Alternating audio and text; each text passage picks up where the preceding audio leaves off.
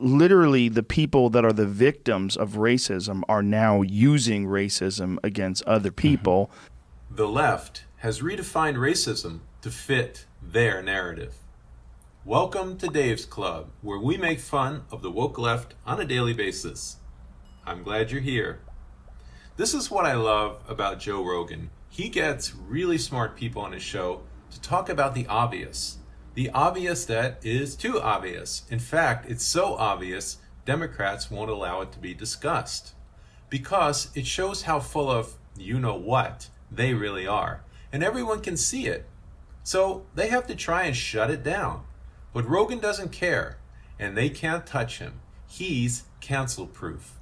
Here he is discussing how the left has hijacked the word racism and twisted it, so it can only be used by one group. So you can be blatantly racist against the other group, and it's not considered racist. Genius! All right, let's enjoy this clip of Rogan discussing the word racism with scholar Jonathan Haidt. Another thing that's alarming to me is the redefining of terms like sexism and racism, where sexism against men is impossible, racism against white people is impossible. Right. There's redefining as these prejudices only exist if you're coming from a position of power. That's really weird. Yeah. And it also, it opens up the door to treating people as an other.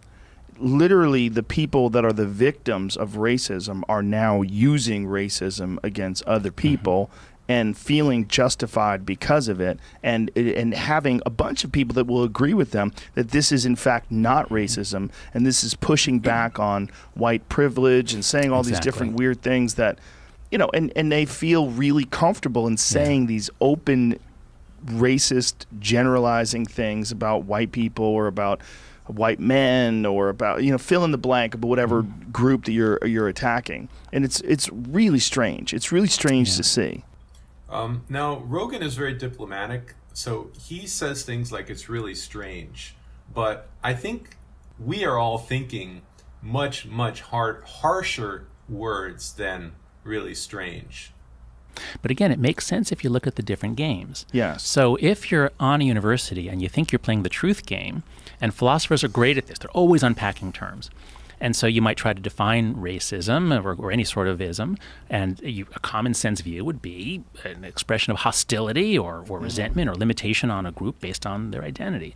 But that's if you're playing the truth-seeking game. If you're playing the politics game or the warfare game, you want to define the terms to give your side maximum advantage. Very interesting what Jonathan Haidt is saying here. He's talking about a redefinition of terms to give your side the power, which is what this is really all about. It's about power. It's not about racism. It's about power. So there's a wonderful social psychologist named Phil Tetlock at Penn, at Wharton, and he talks about these different mindsets we get into. And one of them he calls the intuitive prosecutor.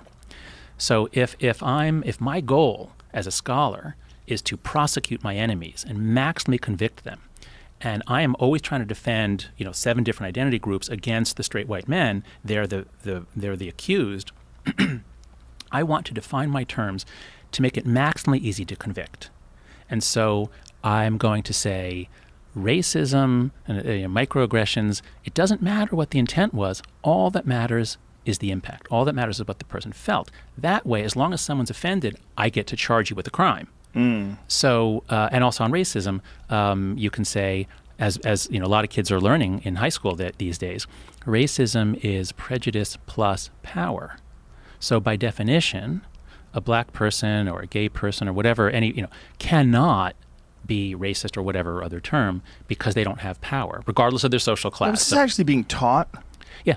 Yeah. So the professors, this is coming out of their mouth? Well, Teachers are saying this? So this is taught in a number of high schools. My nephews went to Andover.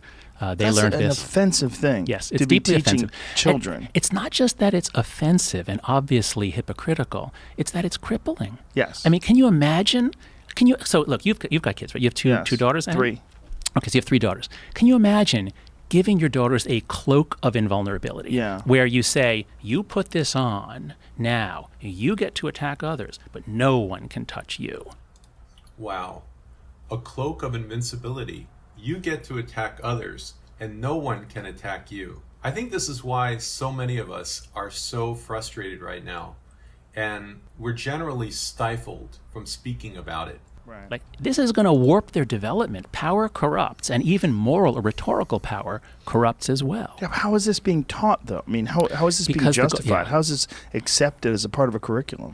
So, because the goal is not truth, the goal is victory over racism, let's say. And so if that's the case, you're going to focus on educating kids about their white privilege and so that's what a lot of these privilege exercises are. You know, you line kids up by their privilege, and your goal is to make the straight white boys feel bad about their privilege and therefore talk less, take up less space. Okay, I hope you enjoyed that clip.